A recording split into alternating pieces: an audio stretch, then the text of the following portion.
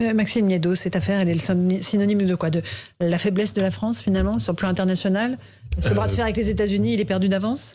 Pas forcément perdu d'avance, mais il y a plusieurs choses. D'abord, il y a les conséquences qui sont françaises. Faut pas oublier que l'entreprise qui était censée construire des sous-marins faisait appel à énormément de sous-traitants, et beaucoup d'entreprises comptaient sur ça pour avoir 50% de chiffre d'affaires en plus. Ça, c'est évidemment sans exclure les salariés qui travaillaient, qui soient australiens ou français, qui vont forcément avoir, on va dire, des mois qui vont être un peu difficiles ou du moins tourmentés. Donc ça, c'est la première chose. Et ensuite, il y a les conséquences européennes. Qu'est-ce qu'on va décider de faire? J'attends une prise officielle de position de la part de Madame Angela Merkel. Ursula von der Leyen s'est positionnée en disant que la France avait été maltraitée, que c'était inadmissible, mais que va faire l'Allemagne? Tardivement, certes, mais encore plus tardivement, c'est l'Allemagne qu'on attend toujours.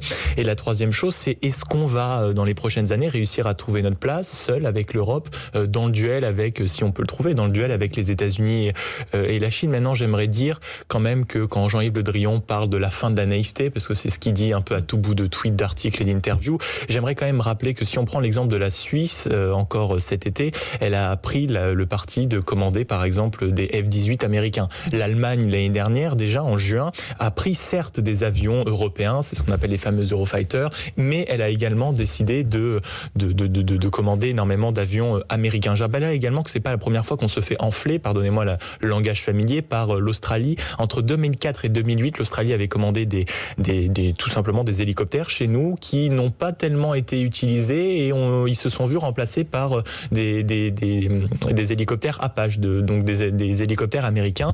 Et le tout, on oublie quand même que les États-Unis, alors que on va dire les forces américaines avaient opté pour des avions Airbus, du jour au lendemain, on n'a pas compris, grâce au forcing, ont finalement décidé d'acheter Boeing. Donc vous voyez l'espèce de naïveté, alors que ça fait quand même plusieurs années qu'on sait que les Américains, mais même d'autres forces, ont tendance à retourner leur veste pour une solution simple qui est préserver leurs intérêts.